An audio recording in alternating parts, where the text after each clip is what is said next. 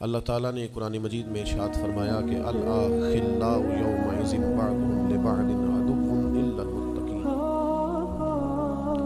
فرمایا بڑے گہرے دوست بھی قیامت والے دن دشمن بن جائیں گے سوائے ان کے جو پرہیزگار ہوں گے۔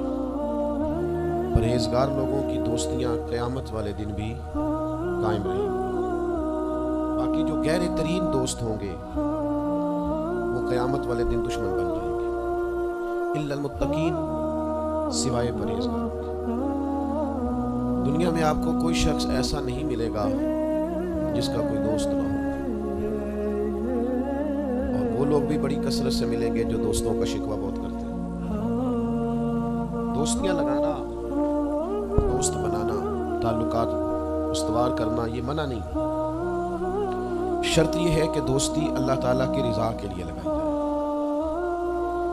ہمارے ہاں جتنی تیزی کے ساتھ دوستیاں لگتی ہیں اس سے زیادہ تیزی کے ساتھ دوستیاں ٹوٹ جاتی ہیں۔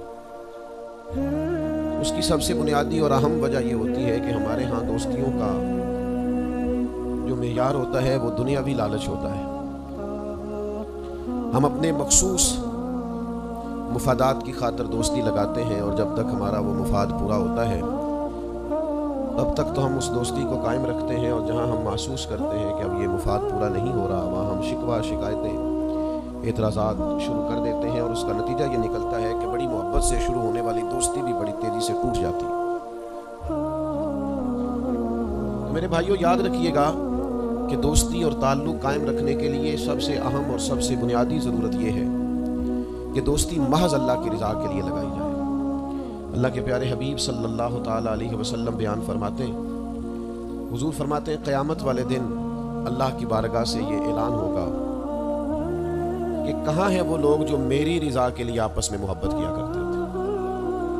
رب فرمائے گا جب آج میرے عرش کے سائے کے علاوہ کوئی سایہ نہیں ہے تو میں انہیں اپنے عرش کا سایہ عطا کروں گا، کیونکہ وہ میری رضا کے لیے آپس میں دوستی کرتے ہیں، میری رضا کے لیے انہوں نے آپس میں محبت کی۔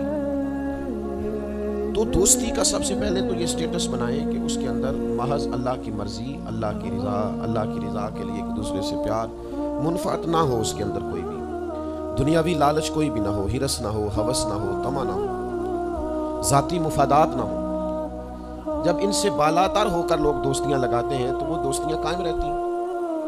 اللہ کے پیارے محبوب صلی اللہ تعالیٰ علیہ وسلم نے فرمایا قیامت والے دن کچھ لوگ ایسے ہوں گے جن پر انبیاء اور اولیاء رشک کریں گے، ان کے چہرے 14ویں رات کی طرح چمک رہے ہوں گے، انہیں نور کے ممبروں پہ بٹھایا جائے گا۔ یا رسول اللہ اتنی فضیلت ان لوگوں کو حاصل ہے، یہ کون لوگ ہیں؟ تو حضور فرماتے ہیں یہ وہ لوگ تھے جو جس سے بھی دوستی لگاتے تھے، پیار کرتے تھے، محض اللہ کی رضا کے لیے کرتے تھے۔ تو اللہ تعالیٰ صبح قیامت انہیں اعزازات سے نوازے گا، شرف سے نوازے گا، فضیلت سے نوازے گا۔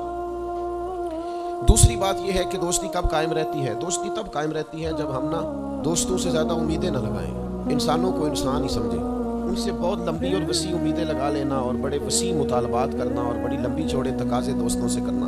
میں اکثر دوستوں کی خدمت میں یہ گزارش کیا کرتا ہوں کہ اپنے دوستوں سے کوئی مطالبہ کر کے انہیں آزمائش میں نہ ڈالو۔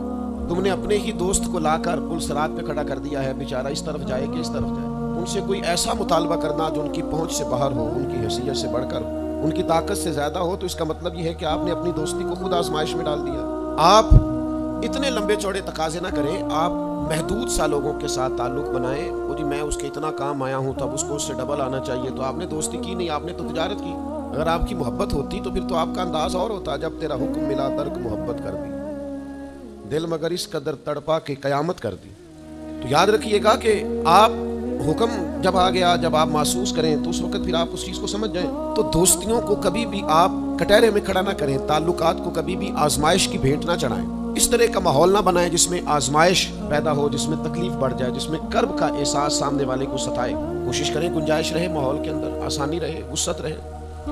تیسری بات یہ ہے کہ اگر آپ محسوس کرتے ہیں کہ دوستی کو چلانا ہے تو پھر صرف اسی چیز کو نہ یاد رکھیں جو چیز آپ کو آج میسر آ رہی ہے اور آج آپ کو انکار ہو رہا ہے، اس سے پہلے جو دوستوں نے بڑی وفائیں کی ہیں وہ بھی تو یاد رکھیں نا۔ ہمارا یہ ماحول ہوتا ہے کسی بندے نے 99 دفعہ نیکی کی ہے، ایک دفعہ انکار کیا، تو ہمیں ایک دفعہ کا انکار تو یاد رہتا ہے لیکن 99 نیکیاں یاد نہیں رہتی۔ یہ بہت بڑی زیادتی ہے. آپ کو اگر اتنی لمبی چوڑی اس کی نیکیاں فراموش کرنے میں 1 منٹ نہیں لگا تو پھر آپ نے دوستی کس مقصد کے لیے لگائی؟ آپ اس کو سمجھیں، اس کو آپ محسوس کریں. تو میں نے یہ دیکھا ہے زندگی میں کہ لوگ چاہتے ہیں کہ روز ان کا مطالبہ پورا کیا جائے، روز ان کا مطالبہ پورا. ہمارے ایک دوست تھے، بزرگ تھے، تو وہ سلسلہ طریقت کو چلاتے تھے. خانقاہی نظام کو، نظم کو لے کے چلنا مشکل ہوتا ہے. تو ان کے ایک مرید نے شکوہ کیا. اس نے کہا کہ حضرت پہلے آپ بڑا وقت دیتے تھے، اب آپ ٹائم نہیں دیتے. تو فرمانے لگے پہلے میرے بچے 1-2 تھے، اب درجنوں میں ہو گئے. اب وقت بٹ کے ملے گا نا. والد پہلے ایک پر توجہ دیتا ہے، بچے 4 ہو جائیں تو ٹائم تقسیم. بات کی سمجھ آ رہی ہے؟ تو وقت تقسیم ہو کے ملے گا نا جب بچے بڑھ جاتے ہیں. اور فرمانے لگے ابھی تو میرے سمجھ لو 10-15 بچے ہیں، تو جب پوتے نواسے نواسیاں ہو گئے تو یہ اور زیادہ بڑھ جائے گا، پھر اس میں اور زیادہ تقسیم کار ہو جائے گی. تو پھر اس طرح کر کے ماحول میں تقسیم ہو جاتی ہے، اور یہ ہوتا ہے. یہ ایک صورت ہے. آپ دیکھیے نا، کبھی ایسا بھی ٹائم تھا حجر اسود پر کہ اس کو ہاتھ لگا کے آپ چوم لیتے تھے، اور ڈھیروں وقت صحابہ اس پر چہرے رکھ کے رویا کرتے. پھر ایسا وقت آیا کہ چھڑی لگا لو بھائی، چھڑی لگا کے پیچھے ہٹ جاؤ. اور اب ایسا ٹائم ہے کہ آپ دور سے استلام کر لیں. اب اگر آپ کہیں کہ مسلمان دیکھو جی حجر اسود کو تو ہاتھ لگانے کا موقع ہی نہیں مل رہا، تو بھائی نبی پاک نے تو فرمایا میں قیامت والے دن کثرت امت پر فخر کروں گا کہ میری امت زیادہ ہے. تو یہ تو تعداد کا بڑھنا، یہ تو کثرت کا ہونا، یہ تو باعث ناز اس کو سرکار نے کہا. اب آپ دائروں میں محدود کرنا چاہتے ہیں، آپ اس طرح کا ماحول بنانا چاہتے ہیں کہ کوئی شخص مقید ہو جائے، وہ اس دائرے سے باہر نہ نکلے، تو یہ تو بات درست نہیں ہے. تو کوشش کرنے کا مقام یہ ہے کہ آپ دوسروں کے لیے بھی گنجائش پیدا کریں، دوسروں کے لیے بھی آسانی کرنے کی کوشش کریں، پھر تعلق برقرار. اور پھر آپ پچھلی نیکیاں بھی تھوڑی یاد رکھیں کہ اس سے پہلے اس نے بڑی نیکی کی، بڑی محبت کی، تو پچھلی نیکیاں بھی دوستوں کو یاد رکھیں. صحیح بخاری سے ایک حوالہ عرض کرتا ہوں. نبی پاک صلی اللہ تعالیٰ علیہ وسلم کا نا ایک راز لیک ہو گیا. حضور مکہ مکرمہ پر حملہ کرنا چاہتے تھے، تو ایک خط لکھ کے دیا گیا ایک عورت کو کہ جا کے پہلے سے آگاہ کر دو مکے والوں کو کہ تم پر حملہ ہونے والا. اس عورت نے وہ خط اپنے بالوں میں چھپایا، وہ نکل گئی. اللہ تعالیٰ نے محبوب پاک کو اطلاع دی. حضور علیہ السلام نے حضرت مولا علی کو 2 صحابہ کے ساتھ بھیجا. فرمایا مقام خاک پر تمہیں ایک بی بی ملے گی، اس کے پاس سے خط ہے جو کفار کی طرف جا رہا ہے، اسے گرفتار کرو، وہ خط لے لو اور واپس آ جاؤ. حضرت مولا علی شیر خدا رضی اللہ تعالیٰ عنہ وہاں پہنچ گئے. اس خاتون کو گرفتار کر لیا. اس کو کہا وہ خط دے. وہ کہنے لگی میرے پاس تو نہیں ہے، کوئی خط نہیں. تو حضرت علی فرمانے لگے چونکہ میرے نبی نے کہا ہے تو خط تیرے پاس ہے. ساڈے نبی دی زبان ساڈے واسطے قرآن، وہ زبان جس کو سب کن کی کنجی کہیں، اس کی نافذ حکومت پہ لاکھ ہو. خط تیرے پاس ہے. آپ نے تلوار نکال لی. فرمایا نکالتی ہے کہ نہیں؟ اس نے بال کھولے، خط نکال دیا. وہ خط جب کھولا تو خط لکھا تھا حضرت حاتم بن ابی بلتع رضی اللہ تعالیٰ، بدری صحابی. خط لے کے آ گئے، نبی پاک کی بارگاہ میں پیش کیا. حضور نے خط کھولا. حضرت عمر کہنے لگے مجھے اجازت دے میں اس کی گردن کاٹوں، اس نے ہمارا راز فاش کیا. کتنی بڑی بات ہے. قرآن مجید کی سورہ ممتحنہ اس وقت نازل ہوئی تھی جب یہ واقعہ ہوا تھا. اللہ کے حبیب علیہ السلام نے فرمایا عمر ٹھہر جا، اتنی جلدی نہ کر، اس بندے کی وفات تو دیکھ. یہ بدر میں بھی تلوار لے کے ہمارے ساتھ گیا تھا، بدری صحابی ہے. اس کی وہ بات یاد رکھ کہ بدر کے مقام پر جب کہ بڑا مشکل تھا کافروں کے سامنے کھڑا ہونا، ان کی 1000 تعداد تھی اور مسلمان بڑی عددی طور پر اس کثرت کا شکار نہیں تھے، صرف 313 تھے. اس موقع پر ان کے ساتھ کھڑا ہونا کوئی آسان نہیں تھا، لیکن یہ پھر بھی ہمارے ساتھ گئے تھے. تو حضرت عمر رضی اللہ تعالیٰ عنہ جب چپ کر گئے تو اللہ نے قرآن نازل کیا، کہا ہے ایمان والوں یہودیوں اور عیسائیوں کو اپنا دوست نہ بتاؤ. تو حضور فرمانے لگے دیکھ لو عمر، اللہ نے اسے مومن کہہ کے پکارا ہے، اللہ نے بھی اسے. اب نبی کریم نے فرمایا بتاؤ یہ تم نے کیا کیا؟ تو عرض کی یا رسول اللہ صلی اللہ علیہ وسلم آپ میرا ظاہر باطن جانتے ہیں. جتنے بھی یہاں سے لوگ ہجرت کر کے مکے سے آئے ہیں نا، ان کا کوئی نہ کوئی رشتہ دار مکے میں ہے جو ان کے رشتہ داروں کا، بال بچوں کا، گھر والوں کا دھیان رکھتا ہے. میرا وہاں کوئی بھی نہیں، اور مجھے پتا تھا آپ نے حملے کا ارادہ کر لیا ہے تو انشاءاللہ کامیابی اللہ نے مسلمانوں کو ہی دینی ہے. وہ کر کچھ نہیں سکتے. میں ان پر ایک احسان کرنا چاہتا تھا تاکہ وہ میرے بچوں کا اور میرے پیچھے گھر والوں کا تھوڑا خیال رکھیں. اتنی سی میری خواہش تھی. میرے نبی کریم نے ان کا عذر قبول کر لیا. فرمایا ٹھیک ہے، آپ جو کہہ رہے ہیں بات ایسے ہی ہے. آپ کو اسلام کو نقصان نہیں پہنچانا چاہتے، آپ یہ چاہتے تھے کہ کوئی ایک نیکی ان پہ کر دی جائے تاکہ وہ آپ کے. اتنی بڑی بظاہر بات تھی لیکن حضور نے قبول کر لی. معنی کیا ہے کہ دوستوں کی پچھلی نیکیاں بھی یاد رکھنی چاہیے، ان کی پچھلی بھی خوبیوں اور پچھلے بھی معاملات کو تھوڑا یاد رکھنا چاہیے. ہم کیا کرتے ہیں؟ ہم کہتے ہیں جی اب وہ یہ نہیں کر رہا. بھئی تب کر رہا تھا نا، تو تب کی یاد کر لو، تب کی یاد رکھ لو. اس وقت کی آپ خیال کر لیں. ہم کیا کرتے ہیں, ہم 99 دفعہ کسی نے نیکی کی ہے تو ہم کہتے ہیں 100/100 چاہیے. آج بھی یہ کرے گا تو پھر تو قابل قبول ہے. تو اس سے کیا ہوتا ہے, اس سے تکلف پیدا ہوتا ہے. ایک آدمی روز کیسے نیکی کر سکتا ہے. چوتھی بات یہ ہے, اگر ہم چاہتے ہیں دوستیاں نبھیں تو اسلام کا ایک حسن ہے کہ اسلام دین اعتدال ہے. اسلام کہتا ہے چلو ذرا معتدل ہو کے, پہلے ہی ذرا تھوڑا سا احتیاط سے چلو. ہم جب کسی بندے کے اوپر فدا ہوتے ہیں تو پھر پورے ہی فدا ہوتے ہیں. پھر تو جناب یہ بھی تیرا ہے, یہ بھی تیرا ہے, یہ بھی تیرا ہے. اور پھر جب بعد میں لڑائی ہوتی ہے تو چائے کی پیالیوں کا بھی حساب کرتے ہیں کہ وہ جو وہاں جاتے ہوئے چائے پی تھی نا, اس کے پیسے بھی میں نے دیے تھے, لہٰذا وہ بھی میرے بندے ہیں, واپس کر. کورے ورک کتاب نہیں ہوندے, پتھر دل گلاب نہیں ہوندے, اور سجنا پہلوں ہی سوچ کے لائیں پھر یارہ نال حساب نہیں ہوندے. آپ سوچ سمجھ کے دوستی لگائیں, تعلقات کو سوچ سمجھ کے لے کے آگے چلیں. نبی پاک صلی اللہ علیہ وسلم نے فرمایا وقفے سے ملا کرو محبت بڑھتی ہے. تھوڑا نا وقفے سے ملا کرو, اس سے محبت بڑھے گی. یہ جو بہت وارفتگی ہے نا, بہت وارفتگی ہے, بہت جوش ہے, تو اس کا نتیجہ یہ نکلتا ہے کہ جتنی زور سے گیند دیوار سے لگتی ہے پھر اتنی زور سے گیند واپس آتی, اس کے نتائج ٹھیک نہیں نکلتے. عرض یہ کرنا چاہتا ہوں کہ اعتدال میں رہیں, معتدل رہیں, آپ اس حد سے تجاوز ہی نہ کریں. میرے پاس یہاں ایک دوست آئے تو مجھے کہنے لگے جی میرا دوست بڑا اچھا تھا, بڑا نائس تھا, بڑا بہترین تھا, بڑا پیارا تھا. میرے ایک دوسرے دوست نے اسے خراب کر دیا.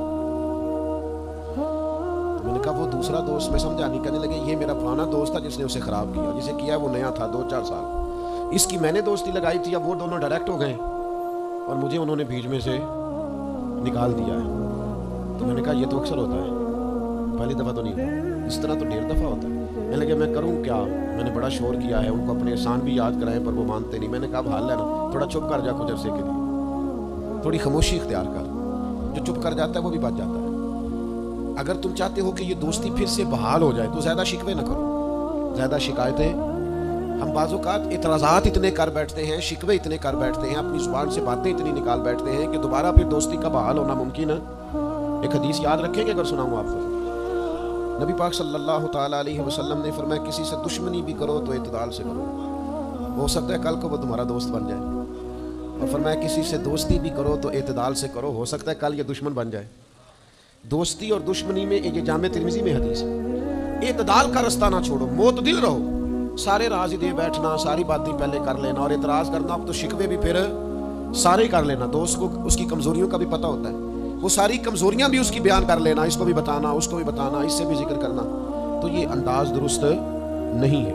آپ معتدل انداز میں دوستی لگائیں, اعتدال کے ساتھ چلیں, شکوے زیادہ نہ کریں, اعتراض زیادہ نہ کریں. وہ بے وفا ہی صحیح, پھر بھی یار اپنا, چلو اس میں کمی ہے, وہ اس میں بے وفائی ہے, پر سجن تو اپنا ہے. تو دوستی ہماری ہے اس کے ساتھ, اس کی کمزوریوں کو چھپائیں. آپ اس معاملے پر تھوڑا سا اپنے ظرف کو کشادہ کریں, آپ تھوڑی وسعت پیدا کریں. ہم سمجھتے نہیں چیزوں کو, ہم غور نہیں کرتے, اس خاص انداز میں چیزوں کو نہیں لیتے جس انداز میں چیزوں کو لینا چاہیے. ہماری ذاتی کمزوریاں ہوتی ہیں اور ہم ان کمزوریوں کو دوسروں پہ ڈال دیتے ہیں, کہتے ہیں وہ بے وفا نکل آیا. بھئی آپ بھی حد سے زیادہ فریفتہ تھے, اب آپ ہی حد سے زیادہ اعتراض کر رہے ہیں. حضور نے فرمایا جس کی تعریف کر لو پھر دوبارہ اس پر کبھی تنقید کر جو بیٹھے ہیں, تعریف تو ختم ہو گئی بات. تھوڑی چشم پوشی کرو, انسانوں میں کمیاں بھی ہوتی ہیں. تو دوستی کو صحیح طور پر آگے لے جانے کے لیے چھٹا سبق یہ ہے کہ تھوڑی سی نا عادت عیب پوشی کی بھی بنائیں. تھوڑا پردہ پوشی کا مزاج ہو تو پھر بھی ذرا دوستی آگے, سمجھ آ رہی ہے بات کی. تھوڑی سی نا نظر عیب پوشی والی بھی. کچھ لوگوں کی تنقید کی آنکھیں اتنی زیادہ کھلی ہوتی ہیں کہ وہ بیچارے کسی جگہ بھی تعلق نہیں رکھ سکتے. جہاں جاتے ہیں انہیں کمیاں ہی کمیاں نظر آتی ہیں, خامیاں نظر آتی ہیں. ان کا مزاج نہیں ہوتا کسی عیب کو چھپانے کا. تو آپ جس جگہ پہ موجود ہیں, جس جگہ آپ کے تعلقات ہیں, جہاں دوستی ہے, جہاں محبت ہے, وہاں تھوڑا سا عیب پوشی کا بھی مزاج ہونا چاہیے. نبی پاک علیہ السلام نے فرمایا تو کسی مسلمان کی دنیا میں پردہ پوشی کر دے, اللہ قیامت والے دن تیری پردہ پوشی فرما دے. آپ تھوڑا سا اس کا عیب چھپا دیں, بات ختم ہو گئی, تھوڑی سی پردہ پوشی کر دیں. دیکھیں نا, ہمیں حکم دیا گیا ہے شریعت میں, کسی شخص کا انتقال ہو گیا, اب کچھ لوگ اس کے غسل میں شریک ہیں, تو ان کو حکم یہ ہے کہ اگر تم نے کوئی اچھی بات دیکھی نا, خوبی دیکھی, چہرہ کھل گیا ہے, جسم تر و تازہ ہے, تو یہ سب کو بتاؤ. اور اگر تم کچھ ایسی چیز دیکھو کہ بیماری کی وجہ سے جسم اکڑ گیا ہے یا کسی وجہ سے چہرے پہ کوئی سیاہی آ گئی, تو کسی سے ذکر نہ کرو. جانے والے کے لیے تم اچھی چیزوں کو تو بیان کرو, لیکن نقائص کو کبھی بھی بیان نہ کرو. اور نبی پاک علیہ السلام نے فرمایا اذکروا محاسن موتاکم، جب تم میں سے کوئی دنیا سے چلا جائے تو اس کی اچھی اچھی باتوں کا بیان کرو، اس کی اچھی اچھی باتوں کا ذکر کرو، اس کی خیر والی باتیں ڈھونڈ کے لوگوں کو سناؤ، یہ خوبی پائی جاتی تھی، یہ خوبی پائی جاتی تھی، یہ خوبی پائی جاتی تھی۔ میں تھوڑے دنوں کی بات ہے، ایک جگہ پہ میں حاضر تھا، تو ایک صاحب وہاں اپنے ہی دوستوں کے کسی جھوٹ کا ذکر کر رہے تھے اور وہ کہتے ہی جا رہے تھے بڑا غلط ہے، بڑے جھوٹ بولتا ہے، بڑے جھوٹ بولتا ہے، بڑے جھوٹ بولتا ہے۔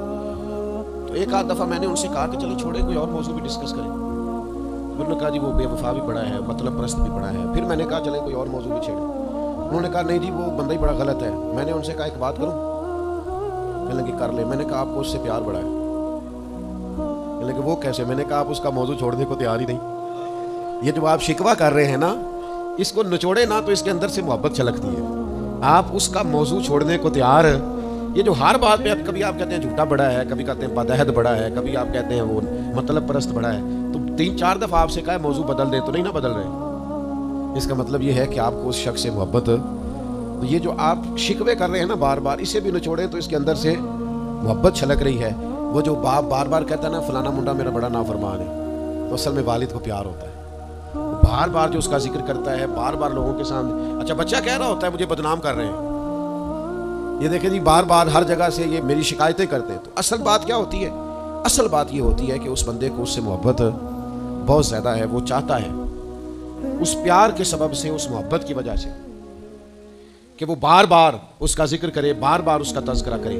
تو تھوڑی عیب پوشی کا مزاج بنائیں، تھوڑا درگزر کی طبیعت بنائیں، تھوڑا ماحول کے اندر اس طرح کا مزاج لے کے آئے۔ ہم دوستوں سے میں اکثر ایک بات کرتا ہوں، ہم نا صرف خامیاں یاد رکھتے ہیں، خوبیوں کا ذکر نہیں کرتے۔ اس کا نتیجہ یہ نکلتا ہے کہ ہماری دوستیاں تیزی سے ختم ہوتی ہیں، تعلقات زیادہ دیر پا ہوتے نہیں، چلتے نہیں۔ ہمیں کرنا یہ ہے کہ ہمیں اللہ کی رضا کے لیے دوستی کرنا، اللہ کی رضا کے لیے لوگوں سے پیار کرنا، اللہ کی رضا کے لیے اللہ کے بندوں کی باتیں سننی، اللہ کی مخلوق سمجھ کے لوگوں کی خوبیاں دیکھنی، اللہ کے بندے سمجھ کے ان کے اندر پائی جانے والی باتوں کو ہم نے اخذ کرنا۔ اگر ہم تعلقات میں لالچ لائیں گے، ذاتیات لائیں گے، زیادہ امیدیں لگائیں گے، اس کا نتیجہ ٹھیک ہے۔ ایک بزرگ غریب تھے پھر امیر ہو گئے، تو کسی نے ان کو مبارک دی کہ بڑی بات ہے آپ کو اللہ نے بڑے پیسے دیے ہیں۔ تو فرمانے لگے یار پہلے جو یار تھا وہ میرا دوست تھا، اب تو ڈھیر سارے لوگ میری جیب کے دوست ہیں، اب تو جیب کا رشتہ ہو گیا ہے لوگوں کا، ڈھیر سارے لوگوں کا۔ تو دوستیوں میں اخلاص لائیں، خلوص لائیں۔ ساری زندگی یہ طے کریں کہ میں نے دوست کے کام آنا ہے پر میں نے دوست کو کام کہنا نہیں، میں نے اس کی خدمت کرنی ہے لیکن کبھی اسے اپنی خدمت کے لیے مجبور ہے، جس حد تک ہو سکے اس کی مدد کرنی ہے لیکن کبھی اسے اس تکلیف میں ڈالنا، یہ مزاج پیدا کریں۔ آپ کو اس دوستی میں روحانیت محسوس ہوگی، اس تعلق کے اندر آپ کو ٹھنڈک محسوس ہوگی۔ لیکن جب شائبہ ایک نقطے کا بھی ذاتی لالچ کہا جائے گا نا، پھر اس میں ٹھنڈک نہیں رہے گی، اس میں وہ خوبی نہیں رہے گی جو کہ ہونی چاہیے۔ اللہ تعالی ہمیں سمجھنے کی توفیق دے۔